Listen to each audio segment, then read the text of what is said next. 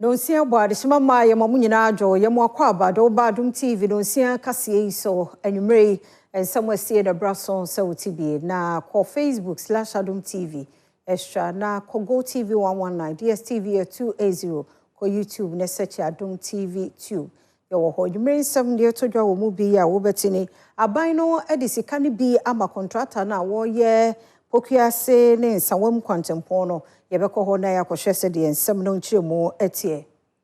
Chief of Defense Staff Lieutenant General William Japan achechiremu de ntia ene abusuan wotwe no ayehwere wo mu no wo mu ne yedigu botomu yede ho nsem no so ebeba. Governor Soda Bank of Ghana no Dr. Johnson Esiama ede atudwa nchakura sikakrabia hodo no yensikakrabia kese no ba be yenhyehyeye ye betumi aboasa nsemi adwadie agokansie apomuden ne obi manso ani gide ne de bro Adom TV kase midin afia amankwa tamaklo edase afia ne de mientie seden nsem ni chiremu etie.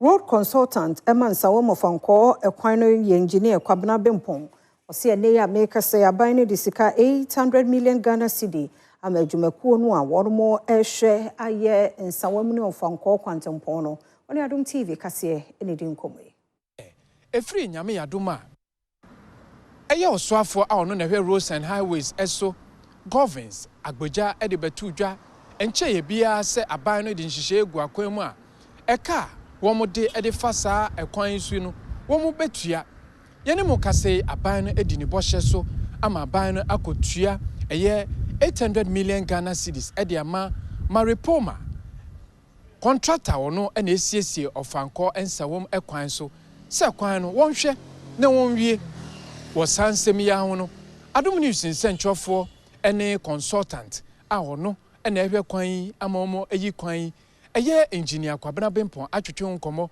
wo kire eye no kratrodo sa kwan wo mo bewie ni na afimu na wo de atodwa se efri nyame yadoma na wo twe a yebesimu yi contractor no ebehya ase na wakosiesie sa kwan se na omanfo enso ho ebeto.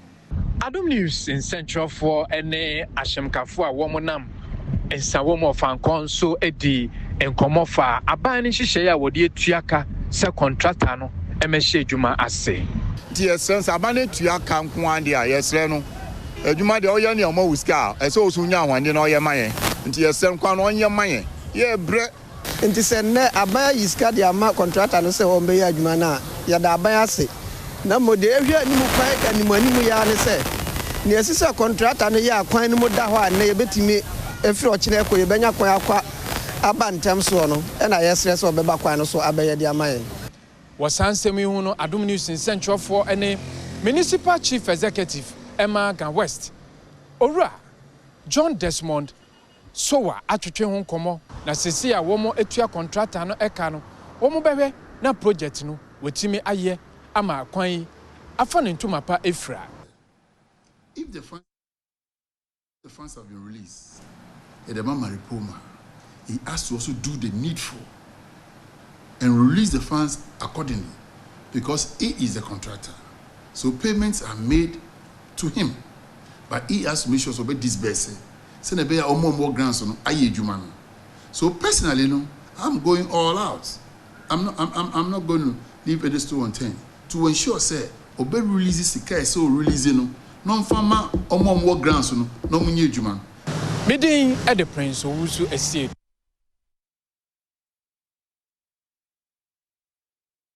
Assembly members Western Afro North and ya for months of the moon and they walk asafa and nembe bunu dodo no obehunu na wo mo ekrekra kodie no adoso e wo months of the moon Adom kase etwaso. Assembly members here one way Western Afro North wa half mantam ni emu akasa den so we dia fasedie mabuna one mo municipality hono no dodo na no etu hyehye one ho enam sunti Joseph Akmarebo ya wono yemes ni krache wo honom e dia to Adom kase enim say many security agencies na share 4 times on this issue na obehwe no be chi obi no na okura tu no na oni lances or lances kura wu on renew here. As soon as our operation in the Babaso, ya chill now to no and lances ya beji. So what lances na who are that ends it. nya fe na ebesa renew e dia amount e dia godi sebio nsemu no faso a mo possess arms no bi wa badwam kura na kurum otimoto so na esen no ayete se sekan a de kwa afu anso na nkenti sa na no we see Razak Ahmed ya ono ya assembly member e wa half Kasapen enso de nsem ye to aso the rate at which crimes they cause so Kasapen let we and there Kasapen no anyini and it's far away from a mem district police command no the stress and prim there kabamofo no mwa na sisi ya ye new recruits ya babontin Karoja police commander mwa na omo increasing men at Kasapen permanently na mwa security amfano ntopo pa enye de infra but for a permanent solution there ye propose nka omomenya district police command or Kasapen.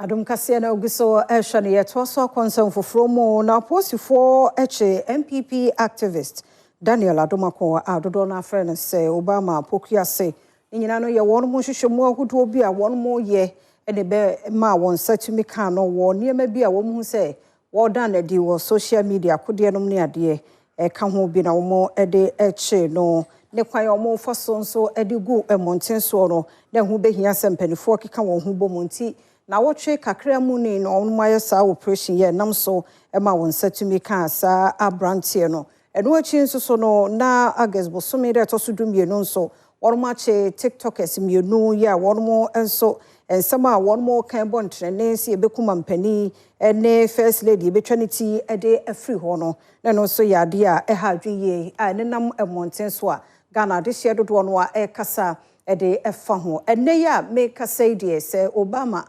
pokuase ya ye kire no anopa no aposifo agina niema ba ko mienu bi so amani bill se brano no ye befre na fei omone no edi enkomo aboa man hwehwemu atumi akoso e wo niema hudo bi a wode eto social no eso mayento so na yenkoso anwo eye bambo mu ensam nananom ne asafo companies a wo Senya Bereku we wutu Senya West Bensimo o mfimfin mantemo na efre IGP ne security agencies ahodo no say o meyere bambo mu ewo won ho won ahobo a wo bo de abedi won mo afahye Nananoma na asafo companies ya won mewo Senya Bereku we wutu Senya West Mens ne finfi mantam ne mu edinkra emane IGP ena bambofo ku sa dama woncho na nimbra won mo potane mu na bambo sem no bayire mu pampe emfa ema won mo isan sente kura odoma fahye behhye so abra wa chia me Kofi Annan ya wono eye leader ema Senya Bereku asafo companies eni adom kase edin komo no o kire mu se enwana wa hwamra so wa Ghana wetie ni asafo 1 and 2 woka na wo so wade wade boa se na be ya gidigidi mba ewuto Senya Bereku yenyimi de wo gbo yankwan wo ban amenyen nti kwan bo na wo gbo amenyen no yeso yedo wada ase na mbom ma odi sisesi awo Friday communist ma odi baba no ya pere waso wati no owo bambo bi a odi abran ye no wababo bambo na ma Senya na no we see ehemfo bia won mo Senya Bereku e de adesere eto mesni kratia owo awutu Senya West eno momra hye bedwane yenim se wo momodin aso betumi de nhyiye gu akwa mu ye no beboa ma abere bia na somdwie afa ne ntuma pefra wo mompotane mu asomdwie na hwe wo Senya zodi akasakasa na ntoko babade yeyimfim na mbom Senya manfo ina wonsu frɛ ye na ye mbra na Senya Bereku mfana tampan fra ya pere de mbra hye yenso munti ya sre o manpen John Mama IGP Minister of Defense Minister of Civil Affairs ya da sabi to enyim wombra na wo ma sunjum be ko wai da ma ya de mbra be hye yensem kane mampani abedi akire Dr. Mahmoud Baumia da kwan so betu franka ma MPP amanyuku no ne ya make say a constituency youth organizers ene won ma bedi akire be 400 e de won support amano NPP amanyoko no mebno dom frefo bebro ahanai one won mabedi achirefo ene kom hobo mu awode wonani achiremu ewo national headquarters ye no won kramantam ne emu won ko fa krata edema kanema mpanyina bedi achiri Dr. Bamia said ebeya ebeni juna amanyoko no won mo eto aba kanema mpanyina bedi achiri Dr. Bamia ebetumi apre franke to dibre no ebi enim se eno ana ye youth day eno aye youth day no adie achade ebetimi dia ma Dr. Mahmoud Bawumia ne Ghana fo nyina ne say ye be present candidate odwene Ghana mabunu ho a odwene ye MPP mabunu ho na odwene Ghana fo nyina ho eno nti na Dr. Mahmoud Bawumia ye youth organizers no ye gidi say ye be fa forms e ma Dr. Mahmoud Bawumia ebetimi aboa ama Ghana tumpo ama MPP atumpo na no we see ye Kanema mpanyini abedi achire ya fimpin waduonu wanan otu franka ama NPP amanyoko Dr. Bawumia eso din simiye to aso. We are not in a campaign of insults, and we should not be in a campaign of insults. It should be about ideas, and that is what will capture the imagination of Ghanaians. What ideas do we have? What are we bringing to the table? How are we going to solve problems that Ghanaians face? As a party, I admonish everybody, all the aspirants and our supporters, that let us focus on marketing or selling our respective candidates. When we bring down other people, we are bringing down the MPP. Na saa nhemudie yase yi na chotro ni de ma MPP amanyoko no ye Justin Frimpong Kudua echemu se hu an omuhu no wo ho no de wodi mu hu hwie wo beto mu keke be ye na de na ene nu be hie no so nchiremu wo de baye ene.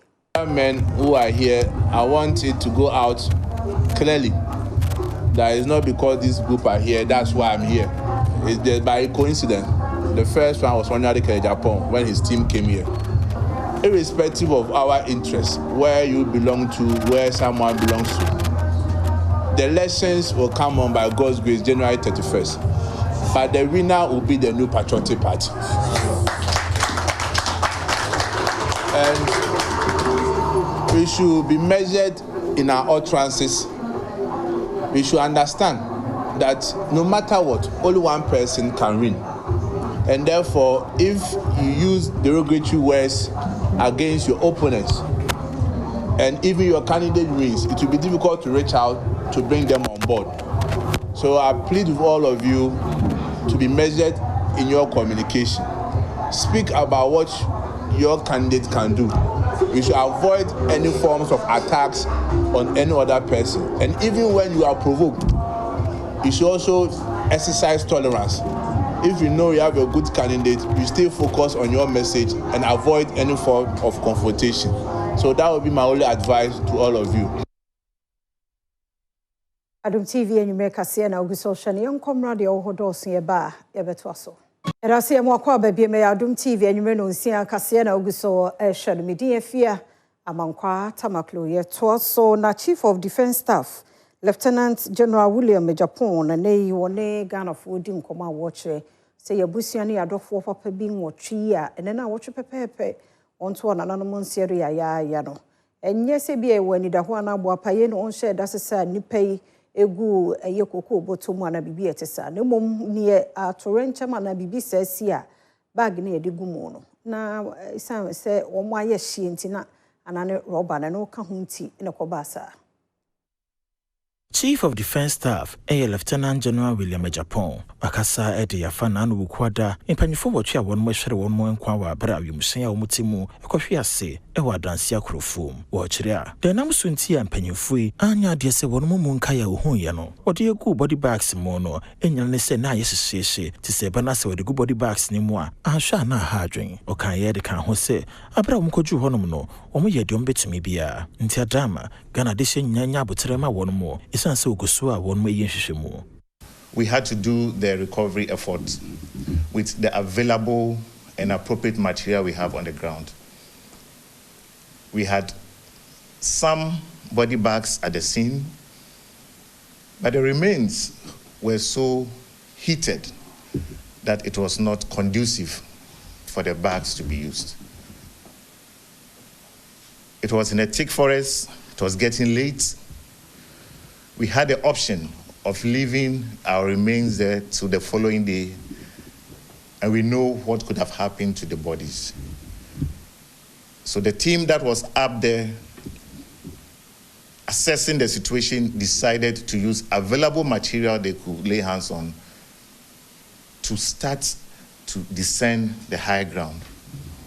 At the foot of the hill, they met the medical team, and with the body bags that they had, some of which have been also sent from Anglo Gold Ashanti, they kept our fallen heroes in those bags. Chief of Defense Staff, Lieutenant General William Japan, ananso hwa make say wose wo mugu so a one more air train onim de 4 betimi aba na black box no wa bebie so na fe hwehwemu esefata no akoso.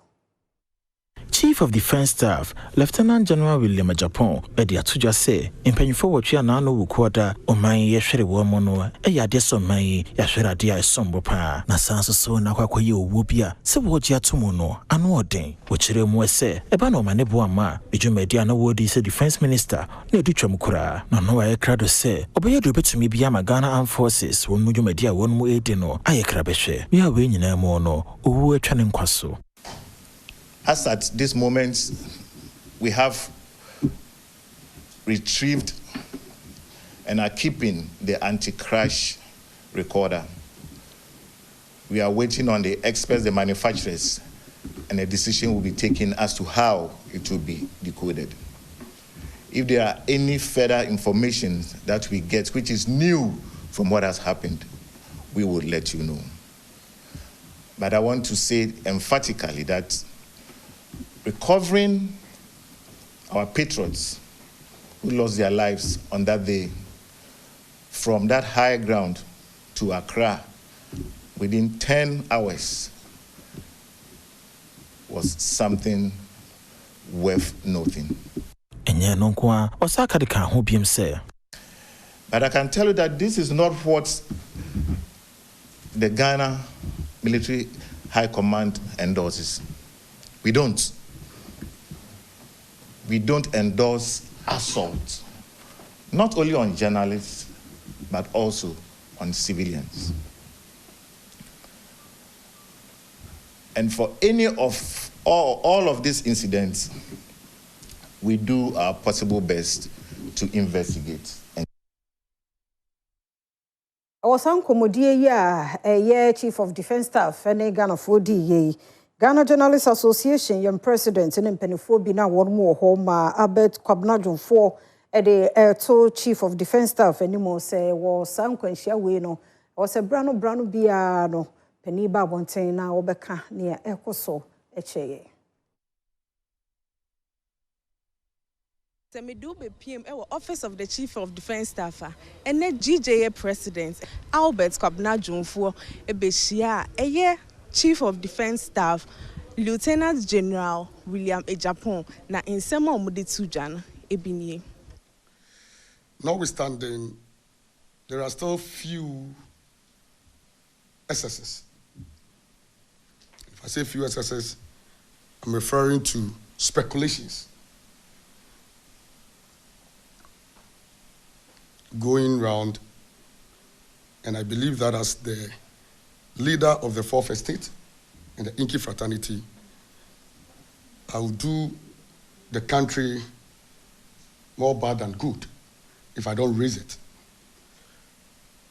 Since you are the institution responsible for this, I know that you have already started investigation. We are aware that investigation is ongoing. But respectfully, the Chief of the Defense Staff, I will urge you and invoke your authority to start giving periodic updates. This is because this is a country where misinformation, disinformation thrive. I believe that periodic and constant briefing in this regard will help clear some doubts. And so we urge that it's been a week. We are still yet to hear from the Ghana Armed Forces, that's the military command. Midiane akosia ejapoma enchi. Yamungra yensan fufromo. Chochoni de main pipi amanyoko Justin Kodua from Pong. Akasetia TikTok esia ne won internet ne so na rahosam kasia esimai mo bia dwen ho bobo ho no. Nema no mo keka fa ho no wakasa etia. EP amanyoko na wono mo general secretary Justin Kodua from Pong edi ni maba bepi mo NDC for wono matena yekese wadabraka won kramante mo hase wonante sie nyina ene se wo brichi e bo man Ghana nam so ma wono mo emema enum eti na nanom ensedo wo boase no wo ba ne wono mo nyina ababesu abom wo asema ato wono mo no ebra wono mo epie mo hase no enkomode epi na ene koso a ewie Adom kase ene general secretary de ma MPP edi nkomo bisa na se eye nsem ye nam abefon time so HSA and can nipa kubu na sese wono wetin na no ensere na mum enye nipa num a wono mo efri atase fasasi no say na wono mo eje no wo kire say na enam bridges here in senko for ba akumienu bi akeka nsem a ensem fata say bi ka say o omo kra say bi omo toye no na nkenye omo mum na nke say ke nipa foforo bi kra mpo ebi so kan nsem a enfata bi kra so opposition for kra say echi ana sa no mo akosi sa kasa no enye kasa edimu enye kasa hote nti ye MPP de obi o kasa asem bia no enye MPP na kasa asem no na MPP yentimi nkasa asem ne da nti omo kasa no kwan se bia omo ye MPP fo nkwampo no mo kan ho a ye pacho se nipa no kasa emum ye nsoma obia eno echi no yetesena ni dima NDC amanyoko no Johnson na siedi nketia enso editu dwa say Tamale Central on issue statement say Druha Munkobi the Damasi Sabio say Ubibebu ama Wajao 9 say wow ko ayane so ko ja 9 fe na no aye simple ntino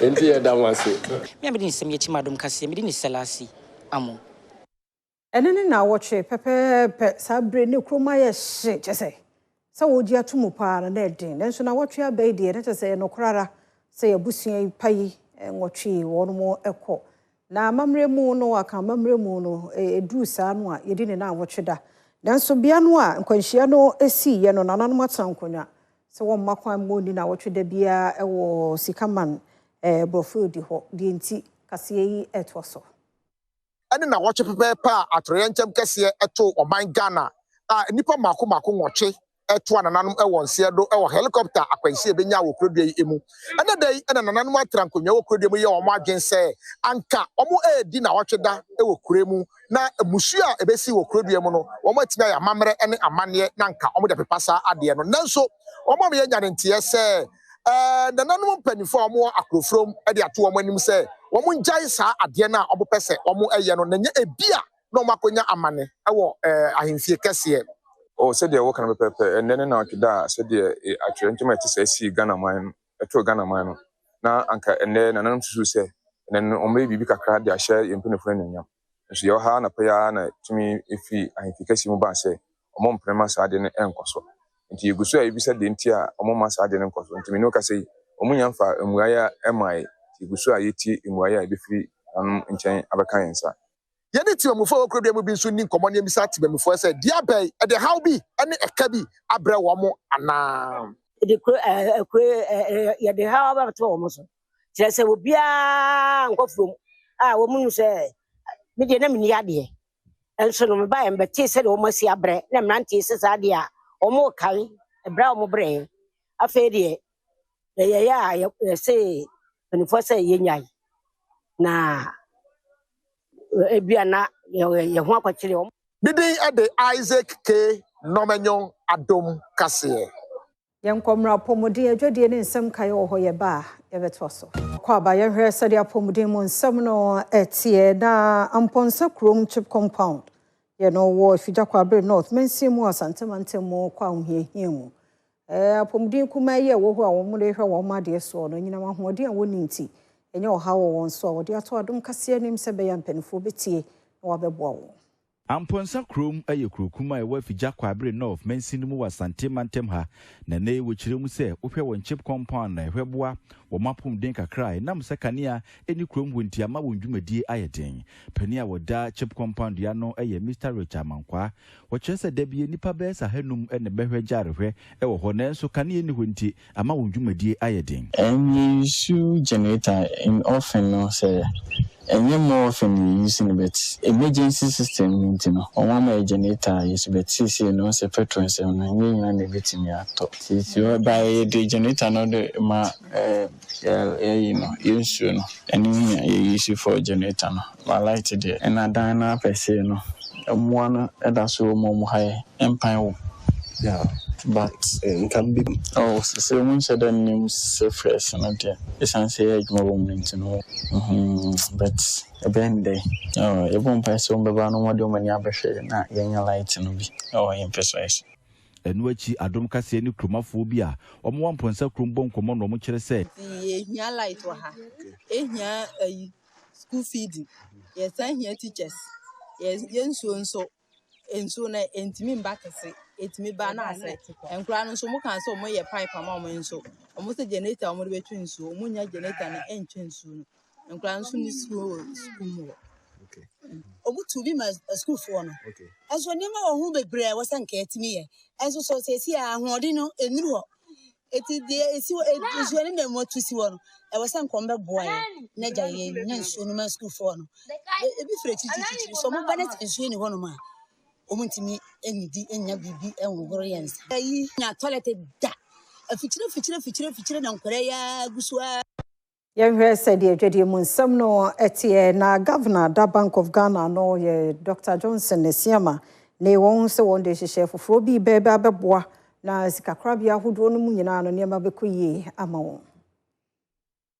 The Bank of Ghana will soon implement a consolidated set of measures that are designed to strengthen resilience, enhance transparency, and align our banking system with the highest international standards.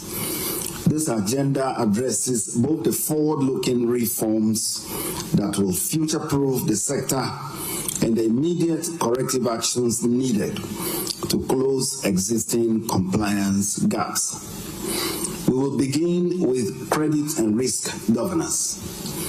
In this direction, all banks will be required to identify and take firm action against deliberate defaulters to ensure that credit obligations are honored. A new credit risk management directive that is aligned with Basel principles will set minimum standards for underwriting, monitoring, and provisioning. Alongside this, we will introduce a bank assurance directive, which is meant to strengthen governance in bank assurance arrangements, operation risk, and we will introduce new guidelines on credit concentration to encourage greater diversification across loan portfolios. On liquidity and capital resilience, there's a forthcoming liquidity risk management directive, which will mandate that banks hold sufficient high-quality liquid assets, enough to cover 30 days stress scenarios. This measure will also close loopholes that have allowed the artificial reduction of reserve requirements, including the misclassification of deposits as borrowings, and will clarify the treatment of e-money float accounts. Dia du so no agudie mo nsem opomankra kobisto na ekrado etwaso. Awusameda se oguso Adom TV agudie mo nsem emraso se media no so etwaso amao. Ma yemromo ewo CAF eye Confederation Cup Jumedia Kumasi Asante Kotoko ehwe nim se omokwa akogina Ghana anemo na omane team a eno efri Nigeria Kwara United ena de epem so eno ena coach Karim Zito Sampa ombe de ombe ye bia sebe ya Kotoko ebedi nkunim wo sa kansie nim. everybody who qualifies to play in the competition is a good club. Even though I met them during my stay of Dream FC, it's still very tough for us. It was still very tough, but we'll do everything possible to eliminate them. Issues with the young ones that I'm trying to build with this club again. And if you are able to achieve, to which I'm sure we are going to achieve that, because so far so good with my players. I see the attitude positive during training. Now they rather will also be thinking about Kotoko than we thinking about them, because they know Kotoko is a big club, or was once an African champion or twice an African champion. So definitely they will be very serious. When in Sema Santi Kotoko head coach Abdul Karim Zito Kabute wade etuja. Afiemfie ne enchemo enrada ohwe Congress Jumedi kese ekoso ewo Ghana Soccer Center of Excellence nano na ora cat edin simano kraku edituja se ewom se mpanifo agye atum se tetem no ebeba so de nemom emprempren a ye kasa de wonya indicide.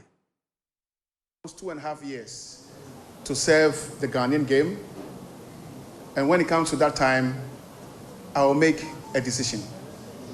Just like many other people who are eligible to make a decision and to contest. Okay, so this should not be a topic for us. What should be a topic is how we handle the new wind that is blowing around our domestic game, the high level of investment that the FA has worked to bring it to a reality, and how well our clubs can respond to our current situation in our attempt to develop the Ghanaian game. It is in alignment with the provisions of FIFA and of CAF, which state clearly that the president can go up to a maximum of 3 terms. Sama yenyina somfa ensem no ensi nende Mrs. Afia Amankwa Tamakru fa dia kanso ento asoma. Within the Cobblestone okomankra ba ko amaka ensuroja edura enwono nomere 1 sheshe. Enijide mo nsem ni sinitwani Sandra Bebi Oguso ya wo kasa kire se lewin hu no onu no hoda emunchiremu ni. Your body attach no na ebi mu di watem won ho. Oh. Idea ye bia ya na bonyo no bata ho. It doesn't really matter. Me, I've gone to understand say abrabo na me bonu me hwede obi ka. Say me name, I know my journey. And I know what I know. And you know what you want. And I know what I'm about. And so whatever distraction that is around me, you know, I know say kasa de nipa beka. Nipa hunu no nipa beka. Ne nipa person can be obeka. But I don't let that distraction astray me from my main journey. I don't look at that. Do you sometimes regret say when? I have never regretted anything in my life. No. Giving back the same life, I would want God to take me through the same process. That's amazing.